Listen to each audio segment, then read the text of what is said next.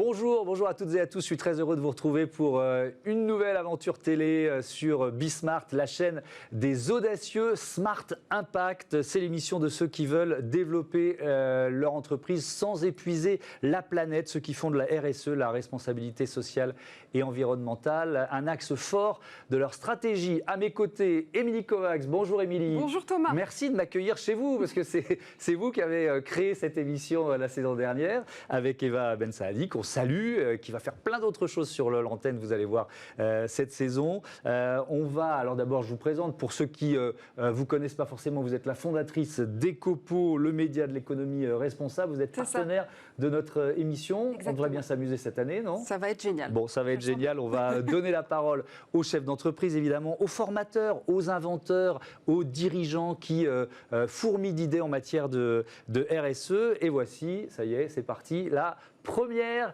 de la saison, notre premier sommaire. L'invité de Smart Impact, c'est Frédéric Bardot, président, cofondateur de Simplon.co. Son école, pas comme les autres, c'est une école gratuite qui forme des demandeurs d'emploi. Il veut féminiser les métiers du numérique. On continuera avec un débat. Aujourd'hui, il concerne, je vais y arriver, l'économie circulaire. L'économie circulaire, comment innover en la matière, comment sortir du modèle traditionnel, linéaire, qui consiste à produire, consommer, jeter. On verra ça dans ce débat et on découvrira notamment des solutions pour mieux recycler le plastique. Et puis la bonne idée du jour, Smart ID, on parle beaucoup anglais sur Bismart. Bon, moi, ça tombe bien, j'ai un accent pourri, donc vous allez pouvoir en profiter toute la saison. La bonne idée du jour, elle nous emmène sous la douche. Rassurez-vous, on va rester habillés. Vous allez découvrir Hydrao et sa douche intelligente. Allez, Smart Impact, c'est parti, ça démarre tout de suite sur Bismart.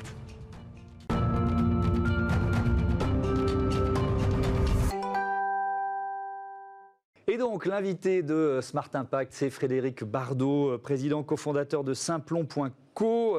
Bonjour, est-ce que vous nous entendez bien, parce qu'on est en visioconférence? Très très bien. Bon, c'est super. Merci d'avoir accepté d'être notre premier invité de la saison. On est très heureux de vous recevoir. Puis on aura l'occasion, j'en suis sûr, de se voir physiquement sur ce plateau. On trouvera le moyen de vous réinviter ici, parce que c'est toujours un peu difficile de se parler comme ça en visioconférence. Alors Simplon.co, vous formez gratuitement, je l'ai dit, au métier du numérique depuis 2013 avec une idée en tête, révéler des talents venus de partout, de tous les horizons, et notamment ouvrir les formations, les métiers du numérique aux femmes. Alors, vous utilisez le numérique comme levier d'inclusion. Concrètement, ça veut dire quoi? Comment vous fonctionnez? C'est tout simple, hein. Les entreprises sont freinées dans leur développement, a fortiori dans ces périodes de crise sanitaire et de crise économique, parce qu'elles manquent de talents numériques. Hein. Tout le monde cherche des développeurs, des développeuses, des gens dans la data, la cybersécurité. Ils n'en trouvent pas, en tout cas pas assez. Et de l'autre côté, il y a des gens qui sont talentueux, un petit peu différents, qui ont des parcours un petit peu spéciaux, mais qui sont sur le carreau, qui sont inscrits à Pôle emploi ou dans les missions locales. Nous, on fait la jointure entre les deux. On source les talents, on source les besoins des entreprises et on forme gratuitement les apprenants pour qu'ils puissent rejoindre les entreprises qui les accueillent à bras ouverts. Donc voilà, c'est tout simple. C'est tout simple. Vous existez depuis 2013. En 7 ans, vous avez formé près de 9000 personnes dans 99 fabriques ouvertes dans le monde. Alors là, on va en parler. On est un peu dans votre jargon. Il y a 35% de femmes, 61% de personnes peu ou pas diplômées et 70% de sorties positives vers l'emploi ou la reprise des études après vos formations. Sont quand même des chiffres impressionnants. Alors effectivement, il y a le jargon, les simploniens, les apprenants et les fabriques. Les fabriques sont des écoles, tout simplement? Oui, complètement, mais comme on n'est ni dans l'éducation nationale, ni vraiment une école comme les autres, c'est vrai qu'on a appelé ça des fabriques aussi, parce qu'on pense qu'on manque d'artisans du numérique. Hein. Vous savez qu'il y a beaucoup d'ingénieurs, beaucoup de data scientists, de profils très très très qualifiés, mais il y a aussi besoin de profils intermédiaires, de techniciens du numérique, et donc on les appelle les artisans du numérique. Donc on s'est dit, on ne va pas les faire dans une école, on va les former dans une fabrique, comme on fabrique des artisans du numérique. C'est notre petit jargon. Bonjour Frédéric. Bonjour. J'aimerais savoir d'où viennent vos élèves. Qui sont vos élèves exactement? Alors la moyenne d'âge c'est 30 ans, donc il n'y a pas que des jeunes, hein, même s'ils sont majoritaires, il y a 60 ans, donc il n'y a pas que des jeunes, hein, même s'ils sont majoritaires, il y a 60% de gens qui sont issus de classes jeunes de moins de 25 ans. Il y a beaucoup de femmes, beaucoup d'hommes, en fait ils viennent de tous les horizons. Il y a des gens qui quittent le système scolaire, il y a des réfugiés, il y a des personnes en situation de handicap, il y a des reconversions de plus en plus, hein, et en ces temps de plans sociaux et de restructuration, on va accueillir malheureusement beaucoup de nouveaux postulants dans les formations qui ont eu d'autres métiers, mais tous sont des débutants du numérique, c'est ça leur point commun, et ils sont solidement motivés pour apprendre un nouveau métier. Donc vous proposez quelle sorte de formation exactement ? Alors, on étudie les besoins du marché et des entreprises et en fait, on crée les curriculums qui permettent aux entreprises d'avoir les bonnes compétences. Donc, le métier le plus en tension du numérique depuis des années et pour des années, c'est le métier de développeur. Donc, développeur de sites web, d'applications mobiles, de logiciels. Donc, ça, c'est le métier roi. Donc, c'est la plupart des gens, les 9000 personnes qu'on a formées, sont sur ce référentiel-là. Mais il y a de plus en plus de besoins dans le cloud, hein, le nuage, on en parle beaucoup sur Bismart, la cybersécurité, la data, l'intelligence artificielle, les réseaux. Il y a plein de métiers dans le numérique et donc on peut accueillir de plus en plus de personnes. Et donc beaucoup de femmes, c'est ça, parce qu'on va regarder ensemble les chiffres du secteur du numérique. La source, c'est l'Association des talents numériques. C'est un secteur qui est dynamique, 4,2% de croissance l'an dernier. Il y a 60 000 recrutements, un tiers des créations nettes d'emplois en France, hein, l'an dernier, viennent de ce secteur. Et puis, très peu de femmes. Donc vous, il y a un objectif de féminisation, très clairement ? Oui, complètement, hein. Donc la pénurie de talent, elle est mondiale, mais par contre, le nombre de femmes dans le numérique, c'est très culturel. C'est-à-dire qu'on est présent en Afrique et en Inde, et en Afrique et en Inde, la majorité de nos apprenants sont des apprenants, donc sont des femmes.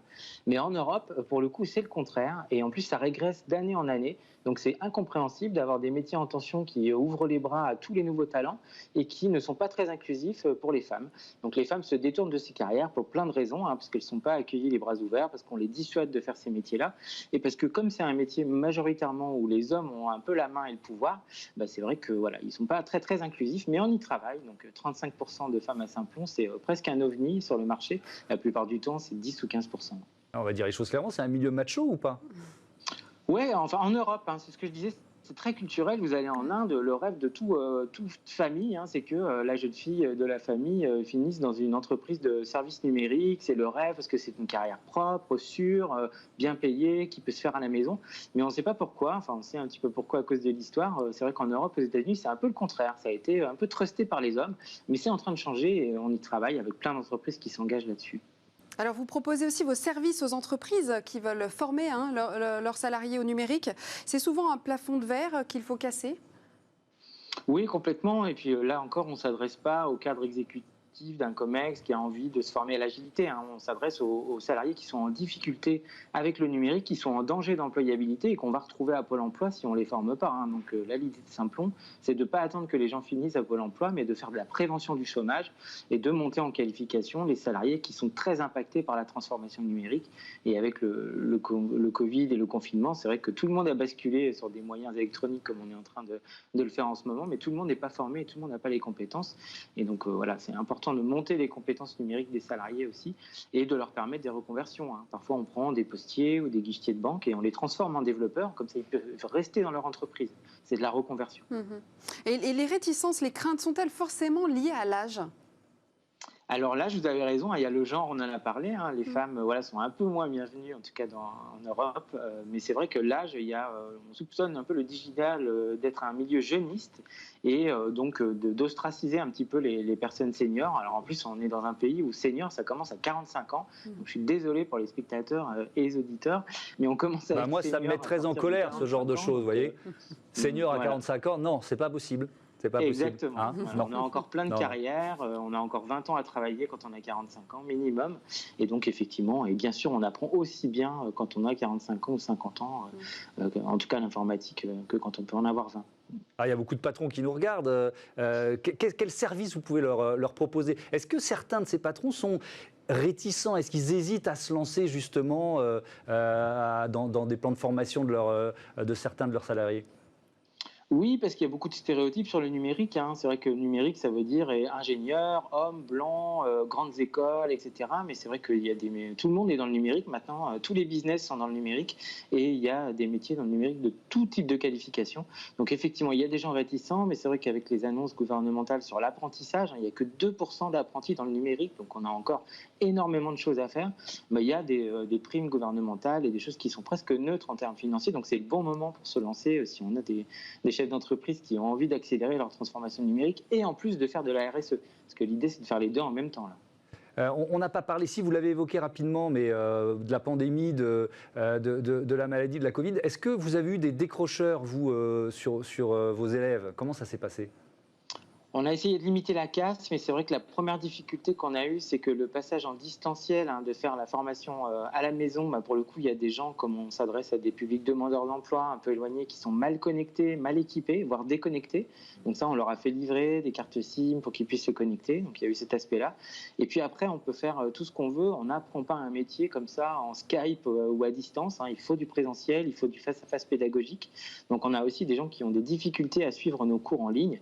Et c'est pour ça que dès qu'on a pu retourner en présentiel, on l'a fait le plus vite possible parce qu'il faut du face-à-face pour pouvoir apprendre un métier. On ne devient pas développeur en regardant des MOOC. Et ben voilà, nous aussi on a envie de présentiel, donc vous serez aussi notre invité ici sur ce plateau dans quelques mois, c'est promis, ce sera un bonheur de voir comment avance Simplon.co. On va souhaiter donc bon vent à vos Simploniens, hein, j'essaye d'apprendre votre jargon sur le marché du travail. Salut Frédéric, merci beaucoup. Bonne rentrée. Merci à vous. Allez, tout de suite, c'est le débat de Smart Impact, on va parler de l'économie circulaire. Oui, on parle, Thomas, effectivement d'économie circulaire. On va essayer de comprendre comment on peut innover dans l'économie circulaire et casser ce modèle traditionnel linéaire.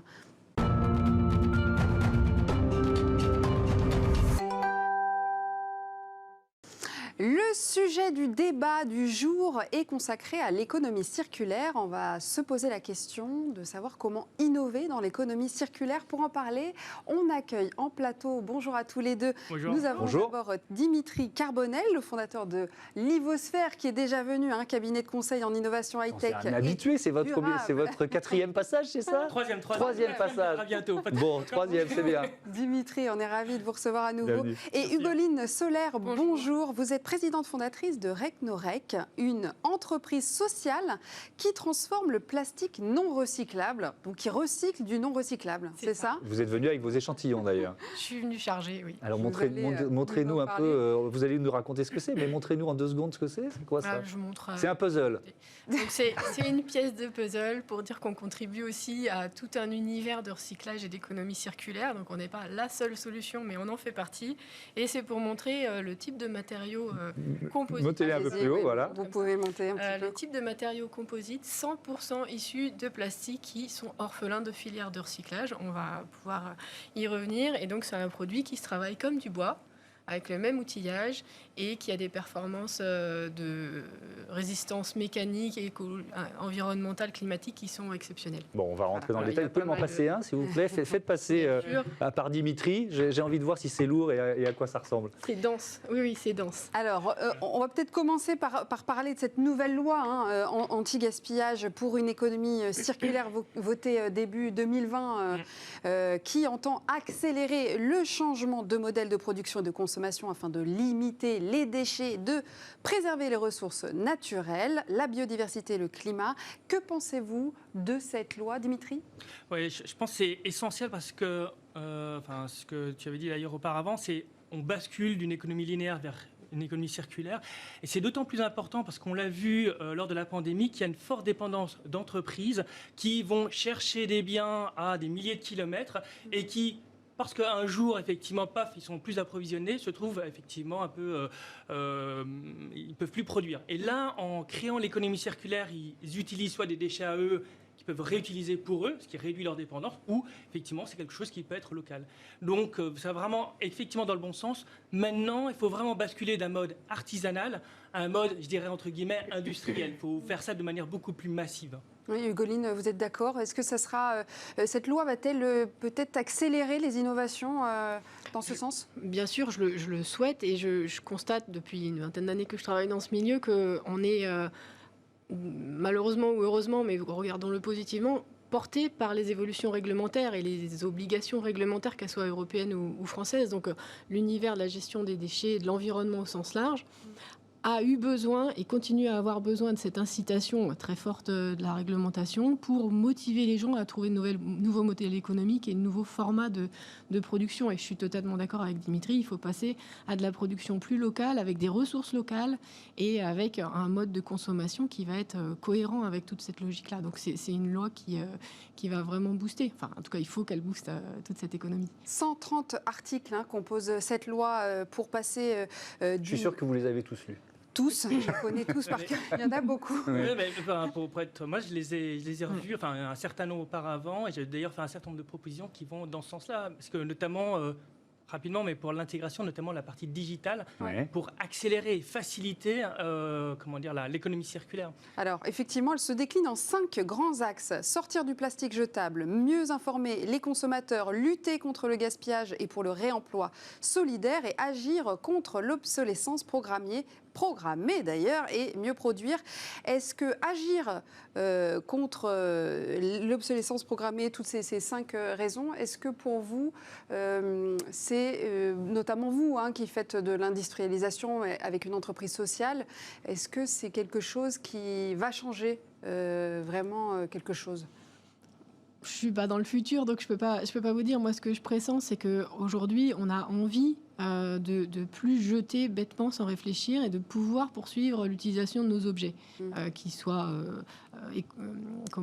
électroniques ou qu'ils soient même des biens meubles et des objets plus neutres. Mais on a une difficulté majeure à trouver les pièces de rechange, à savoir comment les faire remplacer, à trouver les ressources nous-mêmes. Le bricolage, c'est une logique très française, mais c'est quand même très compliqué de réparer et de remettre en état des objets.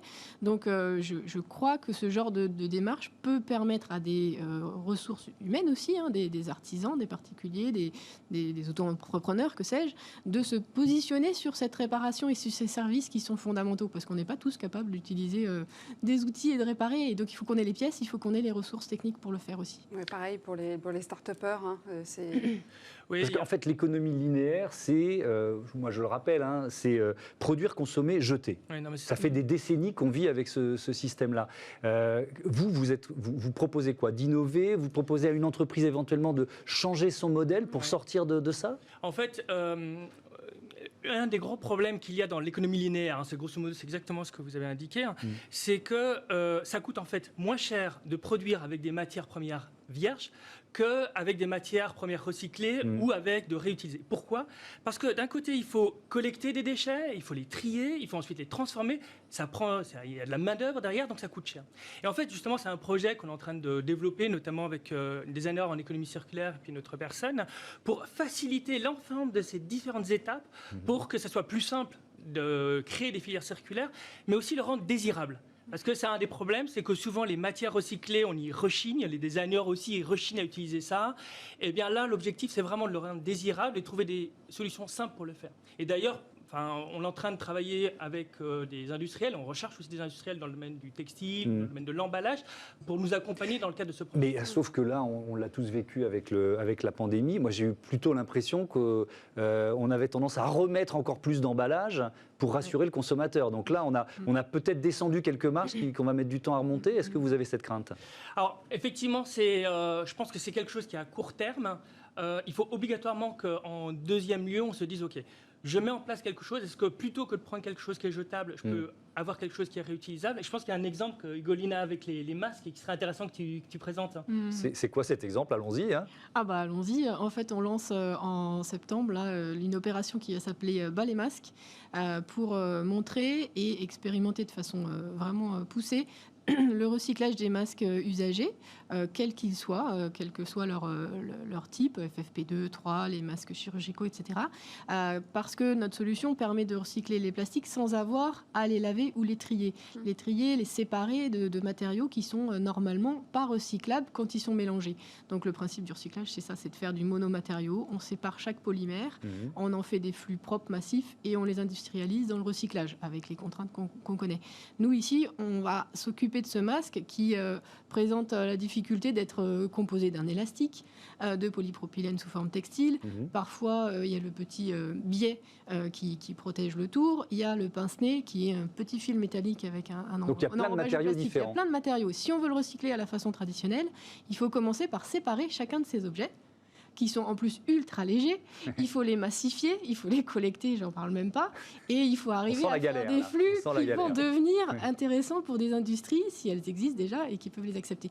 Donc c'est au sens du développement durable, c'est totalement impossible à faire fonctionner, et c'est ce qu'on appelle les déchets non recyclables, entre autres. Et donc nous, ce qu'on fait, c'est qu'on les prend dans leur mélange, parce qu'on sait, avec la technologie Recnorec, on sait les transformer en un matériau que vous avez ici sous les yeux, qui n'est donc plus un masque, qui n'est donc plus un élastique, qui est un objet nouveau, innovant par ses propriétés, et qui utilise uniquement ce genre de déchets. Donc là-dedans, il y a des masques, quoi. C'est quand pas dans cela. Non, mais ça viendra. C'est possible. C'est possible. Quand le plastique est sale, c'est ça qui est difficile à recycler. En fait, les plastiques, ils sont recyclables si, ils sont propres, s'ils sont monopolymères. Donc, c'est-à-dire que les plastiques, c'est toute une diversité de polymères, c'est les molécules. On ne peut pas mélanger le plastique noir avec le plastique blanc, par exemple. Et puis, il y a le polypropylène, il y a le polyéthylène, il y a les polyoléfines. Enfin, il y a tout un tas de polymères qui, en plus, contiennent parfois des additifs pour leur donner un certain nombre de performances, qui font que ces matières sont incompatibles entre elles au niveau des filières plasturgiques traditionnelles. Certaines, oui, la plupart, non. Et en plus, si elles sont associées à, je ne sais pas, l'emballage papier du pot de yaourt, si on rajoute le pince-nez, si on rajoute toutes ces choses-là, on se retrouve avec des matières qui sont clairement pas compatibles. C'est une arme. C'est une arme. Non, c'est un... Et en fait, non, je rigole. Et ça va être utilisé en construction, par exemple. Alors, je vais juste finir sur Balai Masque, comme ça je réponds à votre question. Il reste une trentaine de secondes, il faut aller vite. Balai Masque, c'est une opération de crowdfunding d'entreprise. Donc, on propose aux entreprises qui sont concernées par ces solutions de venir cofinancer ce programme de recherche pour finaliser et atteindre des objets qui seront commercialisables à partir du recyclage des masques. Et donc, en 20 secondes, utiliser quoi? Dans le bâtiment, par exemple? Dans le bâtiment, dans les aménagements. En fait, ça peut remplacer le bois dans toutes ces applications extérieures. Ça se travaille comme un bois et ça s'utilise partout. C'était passionnant. Merci à tous les deux. À bientôt. Alors, je peux glisser juste une petite chose sur notre actualité. Simplement, on participe au budget participatif écologique de la région Île-de-France. Donc, bientôt, j'espère que les auditeurs pourront voter pour nous. Et notre ouverture de capital est ouverte depuis des mois et poursuit. Et donc, ça nous permet un super développement. Donc, merci à tous ceux qui ont déjà participé et à tous ceux qui sont intéressés. Il fallait faire passer le message. C'est ça. Allez, merci tout de suite, beaucoup. Merci à tous les deux. Merci. Tout de suite, on file sous la douche dans Smart Impact. C'est parti.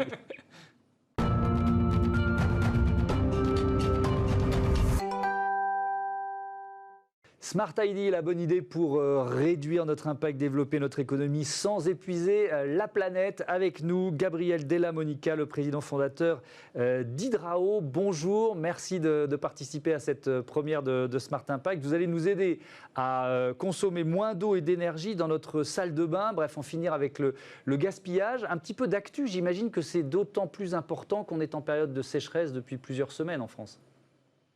Exactement. Vous savez qu'aujourd'hui, il y a 77 départements qui sont placés en restriction. Il y a des décrets pour réduire la consommation d'eau. Même l'agriculture est impactée. Ça, c'est en France et ne parlons pas à l'étranger. Vous avez entendu parler des incendies en Californie ou en Australie l'année passée. Voilà, c'est un problème majeur, un enjeu mondial. Votre douche intelligente, alors, qu'est-ce qu'elle nous propose? Comment ça fonctionne? On va voir des images pendant que vous nous expliquez. D'accord. Alors, la douche intelligente, c'est notre premier produit. Il faut dire qu'aujourd'hui, on travaille sur des compteurs intelligents qui permettent aussi de se rendre compte de ce qu'on consomme chaque jour. Mais la douche, le premier produit, est un outil pour se rendre compte de notre consommation. On ne sait pas combien on consomme pour une douche. Et c'est le premier poste de consommation quotidien. On a à peu près la moitié de notre consommation d'eau, c'est pour la toilette. Donc, c'est pour ça qu'on s'est attaqué à ça en premier. Alors, pour vous expliquer en 2 mots comment ça fonctionne, d'abord, c'est très simple. Il y a un système autonome, c'est-à-dire une petite turbine qui permet d'alimenter. Donc, il y a une petite centrale hydroélectrique qui permet de faire tout fonctionner. On le branche et ça fonctionne. Pas besoin de pile, rien du tout. Et après, ça va avec des voyants lumineux, des LED de couleur. C'est comme un feu rouge, vert, orange, rouge. Jusqu'à 10 litres, c'est vert. À partir de 40 litres, ça se met à clignoter en rouge. Voilà, en gros, le système qui fonctionne très bien, qui nous permet d'économiser plus de 50% de l'eau qu'on utilise pour la douche. C'est super, mais alors pour ceux qui font des calas sous la douche, ça nuit à leur concentration, vous voyez, si ça se met à clignoter. Ouais. Bon bref, pardon, c'est pas le plus important. Il faut quand même parler des propositions pour les collectivités. Oui, les collectivités et les professionnels du tourisme sont aussi concernés par les économies d'eau, en effet, on en a parlé. Vous avez des solutions à leur proposer ? Bien sûr, donc la douche en premier, c'est l'idée dans les campings, par exemple, vous savez, il y a des très grandes consommations, des fois dans des zones où il n'y a pas beaucoup d'eau, des zones un peu méditerranéennes, ou même dans l'ouest de la France, on a plusieurs campings qui ont installé nos solutions. Ils vont pouvoir configurer en fonction de l'utilisation des gens, configurer les seuils, donc ils peuvent contrôler tout le fonctionnement depuis leur PC, et changer donc les clignotements, les seuils et savoir exactement ce qui se passe. Donc c'est un outil très utile pour tout ce qui est camping, hôtellerie. Et on a aussi des clients qui sont dans le smart building, les HLM. Il y a des villes, il y a même des villes comme la ville de Singapour qui ont équipé 10 000 appartements pour inciter les gens à faire des économies. Et ça fonctionne puisqu'ils ont réduit de 5 litres par jour leur consommation. Mais alors, ils ont installé quoi ? Les douches ou alors ce compteur intelligent dont vous parliez ? Voilà, alors ils ont commencé par les douches. Aujourd'hui, ils rajoutent la solution compteur qui se met à l'entrée de la maison et qui permet de connaître toutes les consommations, savoir si on a utilisé plusieurs fois la machine à laver, si elle se met à mal fonctionner, si on a laissé le robinet ouvert pour oublier l'arrosage toute la nuit, on est prévenu. S'il y a la chasse d'eau des toilettes qui fuit, le système va le détecter et va permettre de se rendre compte rapidement, parce qu'une chasse d'eau qui fuit pendant un mois, c'est 100 € de gaspillé. Il y a aussi un coût à l'eau qui est consommée. C'est pas seulement écologique, c'est économique. Oui, justement, quelle économie par an pour une famille de 4 personnes, par exemple ? Alors, si on se place sur les douches, avec nos résultats, on a aujourd'hui mesuré que les gens consommaient en moyenne 17 à 18 litres par douche.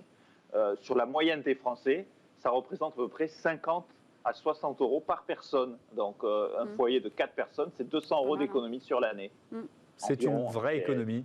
Et le produit coûte combien ? Parce qu'on peut faire la douche intelligente, elle coûte combien ? Au bout de 6 mois, on va le rentabiliser. Le produit coûte 69 €.